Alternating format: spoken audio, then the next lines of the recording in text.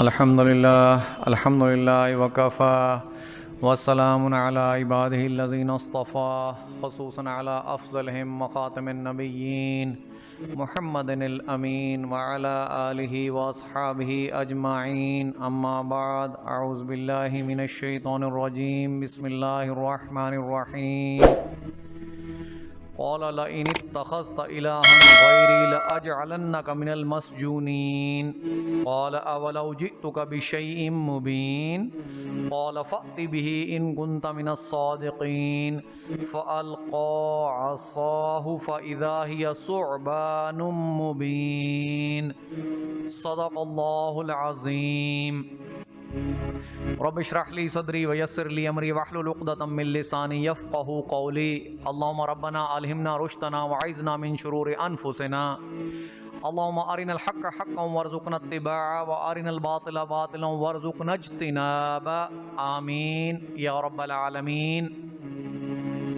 محترم بھائیو، بزرگوں، دوستو، درس قرآن و درس حدیث کے ضمن میں سورۃ شعراء کی چند آیات تلاوت کی ہیں۔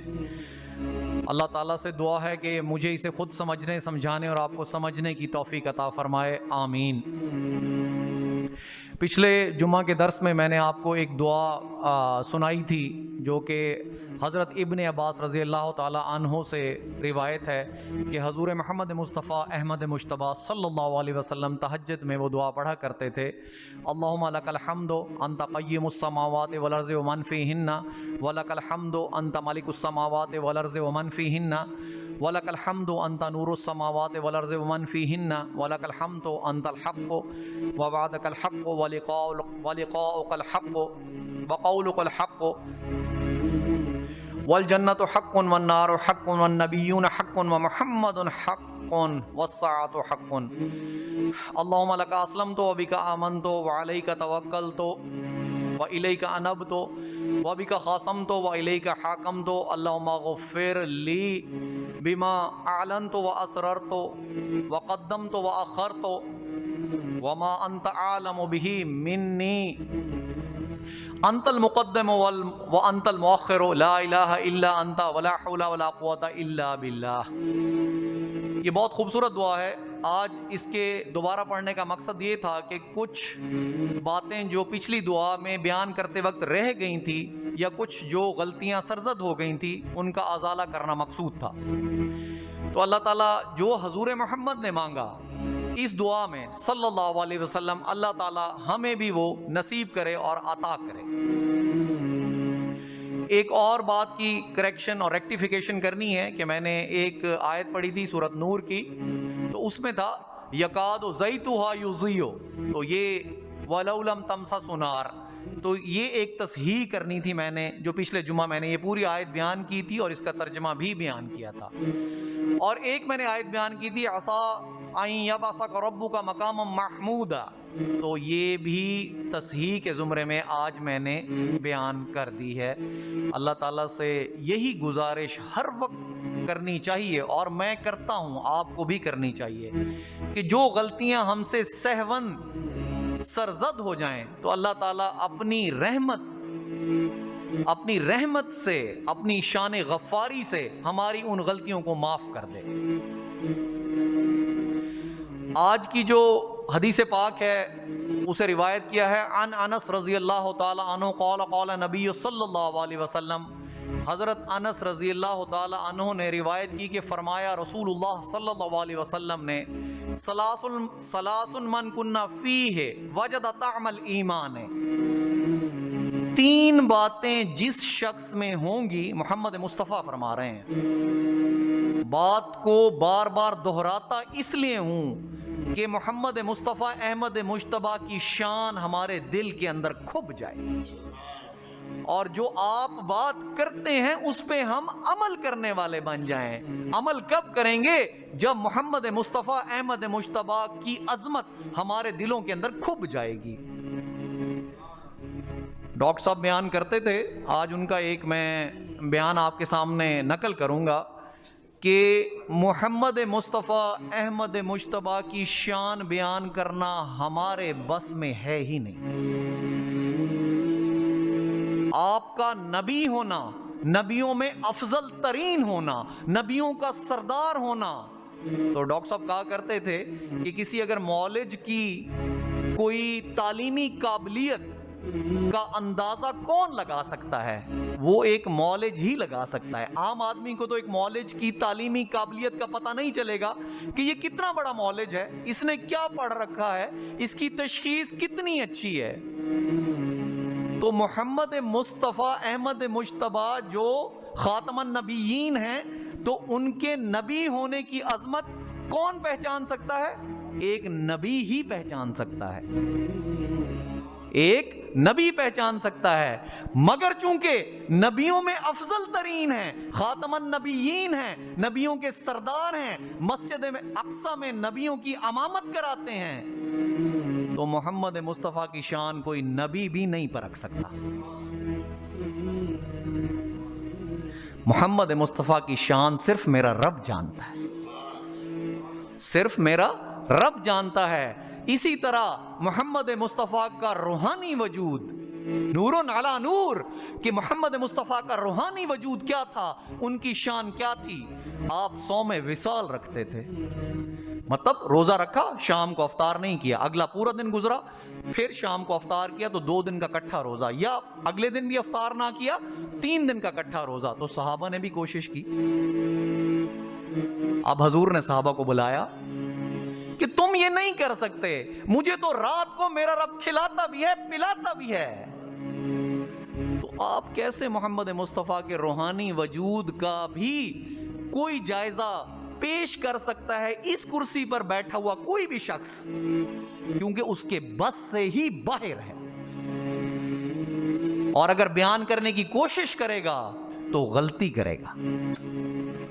ہاں، محمد مصطفیٰ ایز اے انسان کیسے تھے، ایز اے معلم کیسے تھے، سپہ سالار کی حیثیت سے کہتے تھے، خامن کی حیثیت سے کیسے تھے، دائی کی حیثیت سے کیسے تھے، یہ بیان کیا جا سکتا ہے۔ مگر جو 2 باتیں میں نے آپ کو بیان کر دی، وہ کسی بھی دائی، مدرس، معلم، مفتی، عالم، سب کی حیثیت سے باہر ہیں۔ محمد مصطفیٰ کی شان بیان کرنے کا مقصد یہی تھا کہ جو حدیث پاک میں بیان کرتا ہوں اسے دل میں کھبا لیا کرو۔ اب محمد مصطفیٰ کیا فرما رہے ہیں؟ ثلاث من کن فیہ وجد طعم الایمان، کہ 3 چیزیں جس شخص میں ہوں گی اس نے ایمان کا ذائقہ چکھ لیا۔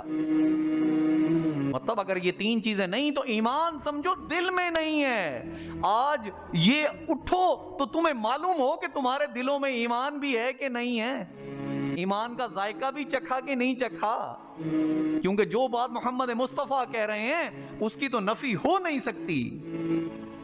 من کان احب من کان اللہ ورسولہ احب الیہم مما سواہما،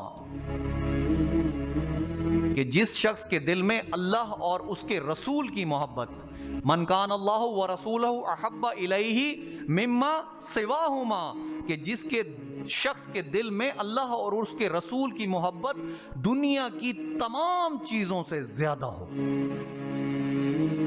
سن لو، نمبر 1 کرائیٹیریا، پہلا کرائیٹیریا کہ جس میں ایمان کا ذائقہ چکھنا ہے اسے اللہ اور اس کے رسول کی محبت دنیا کی تمام محبتوں سے اوپر رکھنی پڑے گی۔ سورۃ توبہ میں اللہ تعالیٰ فرماتے ہیں، میں نے آپ کو بارہا یہ آیت سنائی ہے اور اسے بھی آپ ذہن نشین کر لیں۔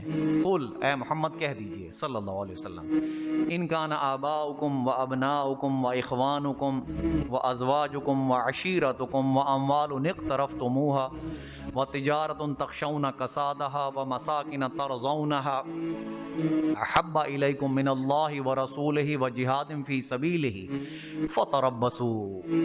فتربصوا حتی یأتی اللہ بامرہ واللہ لا یہدی قوم الفاسقین، کہ اے محمد ان سے کہہ دیجئے کہ اگر تمہارے دل میں محبت تمہارے باپوں کی، تمہارے بیٹوں کی، تمہارے بھائیوں کی، تمہاری بیویوں کی، تمہارے رشتہ داروں کی، وہ مال جو تم نے محنت سے کمائے ان کی، وہ تجارت جس میں تمہیں مندی کا ڈر رہتا ہے، اور وہ گھر جس میں تم آسائش والی زندگی بسر کرتے ہو۔ اگر ان 8 چیزوں کی محبت زیادہ ہے اللہ سے، اس کے رسول سے اور اللہ کے راستے میں جہاد سے۔ بہت غور کرو اس آیت پہ، تو پھر جان لو فتربصوا، تو انتظار کرو یہاں تک کہ اللہ تعالیٰ اپنا فیصلہ لے آئے۔ بہت سختی ہے اس آیت میں، اس سختی کو میں بیان نہیں کر پا رہا کہ اللہ تعالیٰ کی اس آیت میں بہت سختی ہے کہ اگر یہ 8 محبتیں تمہاری بڑھ گئیں اللہ سے، اس کے رسول سے اور اس کے راستے میں جہاد سے، تو پھر انتظار کرو یہاں تک کہ اللہ اپنا فیصلہ لے آئے۔ اور اللہ فاسقوں کی قوم کو ہدایت نہیں دیتا۔ آج ہم اپنا موازنہ کر لیں کہ کیا یہ 8 محبتیں ہماری وزنی ہیں؟ یہ 8 محبتیں ہماری وزنی ہیں؟ آج کیا اللہ کی محبت، اس کے رسول کی محبت اور اس کے راستے میں جہاد کی محبت کیا ہمارے اندر حاوی ہے ان 8 محبتوں پر؟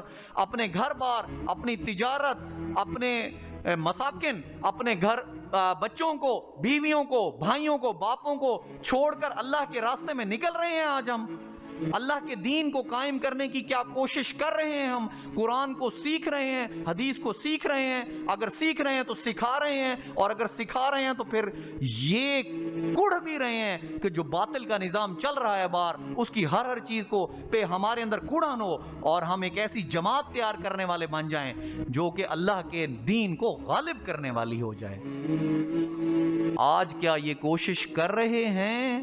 تو پھر تو ہے ٹھیک، پھر تو بچت ہے، پھر تو بخشش ہے۔ اس لیے بارہا اس جمعے میں یہ بیان کر چکا ہوں کہ یہ قرآن سمجھنا آپ کے لیے فرض عین ہے۔ آپ کو یہ بہانہ نہیں چلے گا کہ یا رب کریم ہماری زبان میں تو تھا نہیں اس لیے سمجھ نہیں آیا، یہ بہانہ نہیں چلے گا۔ آپ نے انگریزوں کی زبان اتنی سیکھ ڈالی کہ ان سے آگے کی زبان بولتے ہیں آپ، ان کی کتابیں اتنی پڑھ ڈالی کہ ان سے زیادہ علم رکھتے ہیں آپ۔ اگر نہیں سیکھی تو عربی زبان نہیں سیکھی، نہیں سیکھا تو قرآن پاک نہیں سیکھا، تو یہ بہانہ نہیں چلے گا۔ آپ اگر یہ اپنا عارضہ پیش کریں گے رب کے سامنے تو نہیں چلے گا، اس دن شرمندگی کا سامنا کرنا پڑے گا۔ تو 3 باتوں میں ایک بات تو یہ ہو گئی کہ اللہ اور اس کے رسول کی محبت سب چیزوں پہ بھاری ہونی چاہیے۔ دوسری بات کیا ہے؟ وَمَنْ أَحَبَّ عَبْدًا لَا يُحِبُّهُ إِلَّا لِلَّهِ، کہ وہ کسی شخص سے اگر محبت کرے، آج اپنے دل کو ٹٹولو کہ ہماری دوستی جو لوگوں سے مختلف ہم نے دوستیاں پالی ہوتی ہیں، ہمارے دوست یار ہوتے ہیں، سجن بیلی ہوتے ہیں، بیٹھکیں ہوتی ہیں جن میں ہم بیٹھ کر گپ شپ کرتے ہیں، وقت گزارتے ہیں، بلکہ وقت کا ضیاع کرتے ہیں۔ تو کیا اس حدیث کے مطابق ہماری وہ دوستیاں ہیں کہ جس نے کسی شخص سے محبت کی تو اس کی محبت کی غرض صرف اس لیے تھی کہ وہ اللہ کے لیے تھی؟ اس شخص سے محبت صرف اللہ کے لیے کی کہ اس شخص سے محبت کا اللہ نے حکم دیا ہے کہ اس شخص سے محبت کرو، مطلب اللہ نے کہا کہ اپنے والدین سے محبت کرو، اپنے بہن بھائیوں سے محبت کرو، اور اس شخص سے بھی محبت کرو جو تمہیں اللہ کی کتاب اور اللہ کا سبق سکھائے۔ آج ہماری محبت اگر یہ ہے، جہاں وقت گزار رہے ہیں وہاں اللہ اور اس کے رسول کی بات ہوتی ہے، ہمارے کردار سازی کی جاتی ہے ان محفلوں میں بیٹھ کے، تو ان محفلوں میں بیٹھنا جائز ہے، ورنہ نہیں۔ ان محفلوں میں اگر کردار سازی ہو رہی ہے، اللہ اور اس کے رسول کی بات ہو رہی ہے، اللہ کے دین کو قائم کرنے کی بات ہو رہی ہے، تو سمجھنا کہ وہ محفل پاک محفل ہے۔ اس محفل پر اللہ کے فرشتے گھیرا ڈال لیتے ہیں، اس محفل کو اللہ کے فرشتے گھیر لیتے ہیں، اس محفل کا اللہ پاک آسمانوں پہ مالا اعلیٰ میں ذکر کرتے ہیں، وہ فرشتے جو بہت بزرگ ہیں، بہت بلند ہیں، اللہ تعالیٰ اس محفل کا ذکر وہاں کرتے ہیں جس محفل میں اللہ اور اس کے رسول کی بات کی جاتی ہے اور اللہ اور اس کے رسول کے جو دین ہے اسے قائم کرنے کی بات کی جاتی ہے۔ منکرات سے بچنے کی بات کی جاتی ہے۔ تو آپ لوگ، آپ احباب، اس بات کا غور کریں کہ ہم جس محافل میں ٹائم گزارتے ہیں، کیا وہاں اللہ اور اس کے رسول کی بات ہوتی ہے؟ اگر نہیں ہوتی تو چھوڑ دیں، اس سے پھر گھر رہنا بہتر ہے، تنہا رہنا بہتر ہے۔ اس قرآن سے دوستی کر لو، جس نے آباداً آبادا کی تمہاری زندگی سنوارنی ہے، جو تمہارے قیامت کے روز تمہارا سفارشی ہوگا کہ یا اللہ، کھولتا بھی تھا، پڑھتا بھی تھا، سمجھتا بھی تھا، عمل بھی کرتا تھا۔ یہ قرآن سفارش کرے گا۔ لائنوں پہ ہاتھ پھیرنے پہ سفارش نہیں ہوگی۔ نیکی ضرور مل جائے گی، نیکی تو ایک لفظ کے بدلے 10 نیکیاں ہیں، نیکی ضرور ملے گی، سفارش نہیں ملے گی۔ سفارش کب کرے گا؟ یہ قرآن کے حقوق ہیں ہمارے اوپر، کسی روز اس پر میں سیر حاصل آپ کو لیکچر دوں گا کہ قرآن کے حقوق ہم پر کیا ہیں۔ تیسری بات، 2 باتیں ہو گئیں، تیسری بات، وَمَنْ يَكْرَهَ أَنْ يَعُودَ فِي الْكُفْرِ بَعْدَ إِذْ أَنْقَذَهُ اللَّهُ تَعَالَى مِنْهُ كَمَا يَكْرَهَ أَنْ يُلْقَى فِي النَّارِ، اور وہ شخص جسے اللہ نے کفر سے نکال دیا ہو اور وہ کفر میں داخل ہونا اتنا ناپسند کرے جیسے آگ میں ڈالنا اسے ناپسند ہے۔ یہ ہے تیسری بات۔ کفر خالی بت کی پوجا نہیں، نفس کی پوجا بھی کفر ہے۔ افرأیت من اتخذ الہہ ہواہ، اللہ تعالیٰ قرآن پاک میں فرما رہے ہیں، کیا تو نے ایسے شخص کو دیکھا ہے جس نے اپنی خواہش نفس کو اپنا معبود بنا رکھا ہے؟ آج کافر ہم ہندوستان والوں کو کہتے ہیں، جو بت کی پوجا کر رہا ہے ہم اسے کافر کہتے ہیں، اپنے اندر کے کافر کو مارتے نہیں، نفس کی خواہش کے پیچھے بھاگم دوڑ چلے جا رہے ہیں، جو نفس کہتا ہے اسی کی مانتے ہیں، جو فرائض دینی ہیں ان سے ہم نے آنکھیں پھیر لی ہیں۔ ایک فرائض تو اس زمرے میں ہیں کہ جن کی معافی بالکل نہیں، ان میں آپ کو پتہ ہی ہے کہ نماز کا وقت ہوتا ہے، مسجدیں خالی ہوتی ہیں، رمضان کا مہینہ ہوتا ہے، بازار بھرے ہوئے ہوتے ہیں، یہ فرائض ہم انجام دے رہے ہیں۔ منکرات نظر آ رہے ہیں، ہمارے سامنے رشوت لی جا رہی ہے، جھوٹ بولا جا رہا ہے، زنا کے اڈے چل رہے ہیں، میڈیا پر فحاشی جاری ہے، ہماری مائیں بہنیں سر پر دوپٹہ نہیں لیتی، مگر شرم سے ہماری آنکھ نہیں جھکتی، شرمندہ محسوس نہیں کرتے ہم، محمد مصطفیٰ کی قوم شرمندگی نہیں محسوس کرتی، اللہ کے حکم ٹوٹتا ہے اور ہمارا دل شرمندہ نہیں ہوتا۔ یہ ہے کفر، یہ کفر ہے، سمجھ لو، خالی بت کو پوجنا کفر نہیں۔ بارہا میں اس بات کا ذکر آپ کے سامنے کرتا ہوں، تو یہ 3 باتیں جس شخص میں ہوں گی تو وہ ایمان کا ذائقہ چکھے گا، ذائقہ۔ ایمان کے مدارج تو ابھی طے کرنے ہیں، ان 3 باتوں کے بعد پھر ایمان کے مدارج شروع ہوں گے، پھر ایمان کے درجے شروع ہوں گے، پھر والسابقون السابقون اولئک المقربون فی جنات النعیم، پھر نعمتوں والے باغات ملیں گے، اللہ کے مقربین ہوں گے وہ لوگ جو اس 60-70 سال کی زندگی کو اپنے نفس کی گردن پر ٹانگ رکھ کر گزاریں گے۔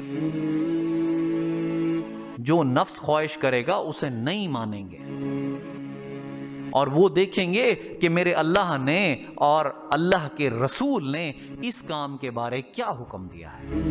جب 24 گھنٹے کی زندگی، ہم کہتے ہیں اپنی انگلش لینگویج میں 24/7 کا مطلب یہ ہوتا ہے کہ پورا ہفتہ اور 24 گھنٹے، ایک دن میں 24 گھنٹے ہوتے ہیں، ہفتے میں 7 دن ہوتے ہیں، مطلب 24/7 کی لائف آپ کی اس کتاب کے مطابق جس دن بسر ہونا شروع ہو جائے گی، اس دن جان لینا کہ پھر جنات النعیم کا جو وعدہ اللہ نے کیا ہے اس کے آپ حقدار ہو جاؤ۔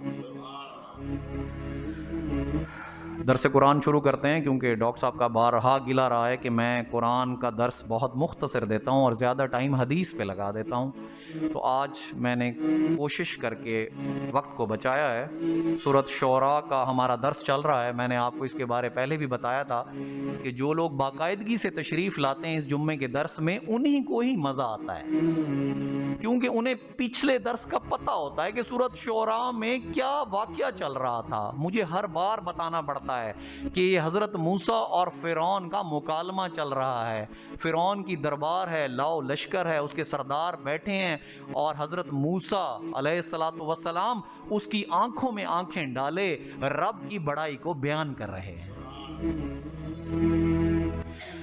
اب فرعون کیا کہتا ہے حضرت موسیٰ سے؟ قال لئن اتخذت الہا غیری لاجعلنک من المسجونین، کہتا ہے کہ اے موسیٰ اگر تو نے میرے سوا کسی کو اپنا الہ معبود بنا لیا، اب غصے میں ہے، شدید غصے کی حالت میں ہے۔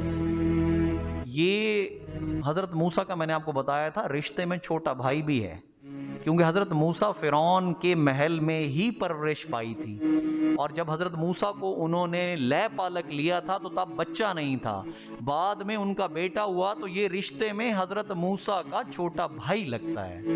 اب ایک طرف بھائی کی تھوڑی سی محبت بھی غالب ہے اور دوسری طرف غصہ بھی ہے کہ بھائی مجھے للکار رہا ہے، میری بادشاہت کو للکار رہا ہے، تو کہتا کیا ہے کہ اے موسیٰ اگر تو نے میرے سوا کسی کو معبود یا رب مان لیا تو میں تجھے ڈال دوں گا قیدیوں کے ساتھ۔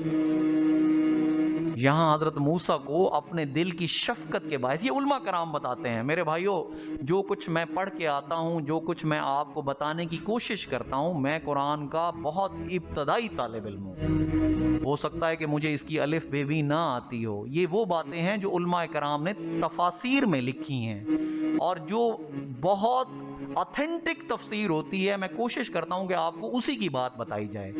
اب علماء کرام کہتے ہیں کہ فرعون یہاں کہہ سکتا تھا کہ میں تجھے سولی چڑھا دوں گا، لیکن شفقت ہے اس کے دل میں، ابھی بھی بڑا بھائی سمجھ رہا ہے کہ بھائی ہے رشتے میں، ایک زندگی کا بہت بڑا حصہ میرے ساتھ گزارا ہے، تو کیا کہتا ہے لاجعلنک من المسجونین، کہ میں تجھے بنا دوں گا قید میں ہونے والے لوگوں کے ساتھ، مطلب کہ قید میں ڈال دوں گا۔ قال اولو، اب حضرت موسیٰ کہہ رہے ہیں قال اولو جئتک بشیء مبین، حضرت موسیٰ کہہ رہے ہیں ہاں اگر میں لے آؤں تیرے پاس کھلی نشانیاں تب بھی تو میرے ساتھ ایسا کرے گا؟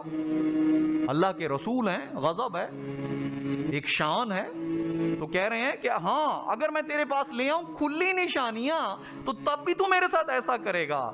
تو فرعون کیا کہتا ہے؟ اب وہ بھی اس کی بھی ایک بادشاہت ہے، شان بے نیازی ہے۔ قال فأت بہ، کہا لے آ انہیں، ان کنت من الصادقین، اگر تو سچا ہے تو، اگر تو سچوں میں سے ہے تو وہ نشانیاں لے آ میرے سامنے۔ فالقا عصاہ، تو موسیٰ نے اپنی لاٹھی کو پھینک دیا، اپنا عصا، اپنی لاٹھی پھینکی۔ فَإِذَا هِيَ ثُعْبَانٌ مُبِينٌ، تو وہ بن گئی ایک بڑا کھلا اژدہا۔ سانپ ایک چھوٹی شکل ہے۔ جب حضرت موسیٰ کو اللہ نے یہ معجزہ دکھایا تھا، جب حضرت موسیٰ خوف سے بھاگے بھی تھے، تو تب قرآن نے لفظ استعمال کیا ہے اس کے لیے حیۃ، چھوٹا سانپ۔ حضرت موسیٰ کو جب اللہ نے کہا کہ جب نبوت دی، اس کا واقعہ بھی آئے گا قرآن میں، وہ میں بیان کروں گا، تب لفظ استعمال ہوا حیۃ، مطلب اللہ چاہتے تھے کہ میرا نبی شروع میں ہی نہ ڈر جائے اتنا۔ حضرت موسیٰ اس سانپ سے بھی خوفزدہ ہو گئے تھے، تب وہ چھوٹا سانپ بنا تھا، اب اللہ نے کہا کہ وہ اژدہا بن گیا۔ جب موسیٰ نے اپنا عصا پھینکا تو وہ ہو گیا ایک کھلا، مبین کہتے ہیں کھلی چیز جو بالکل کلیئر کٹ نظر آئے، ایک اژدہا کی شکل اختیار کر لی۔ وَنَزَعَ يَدَهُ، اور حضرت موسیٰ نے اپنا ہاتھ جب اپنے گریبان سے نکالا، فَإِذَا هِيَ بَيْضَاءُ لِلنَّاظِرِينَ، تو وہ ہو گیا چمکدار دیکھنے والوں کے لیے۔ اب یہ جو معجزہ تھا، ہاتھ ایسے چمک رہا تھا جیسے چاند چمکتا ہے، مگر کوئی بیماری بھی نہیں تھی۔ یہ نبی کا معجزہ تھا، رب کی عطا تھی اور نبی کا معجزہ تھا۔ اب یہ دو معجزے حضرت موسیٰ نے فرعون کو دکھا دیے۔ قال للملأ، اب پریشان ہو گیا فرعون، معجزے تو دیکھ چکا، اب کیا کرے؟ کھلی نشانیاں اللہ نے اس کے سامنے دکھا دی تو کیا کہتا ہے؟ قال للملأ حولہ، تو اپنے سرداروں کو کہتا ہے جو اس کے ارد گرد بیٹھے ہیں، ان ھذا لساحر علیم، اب اس کے پاس کچھ بچا نہیں تھا اور بہانہ کہ یہ تو کوئی ماہر جادوگر لگتا ہے۔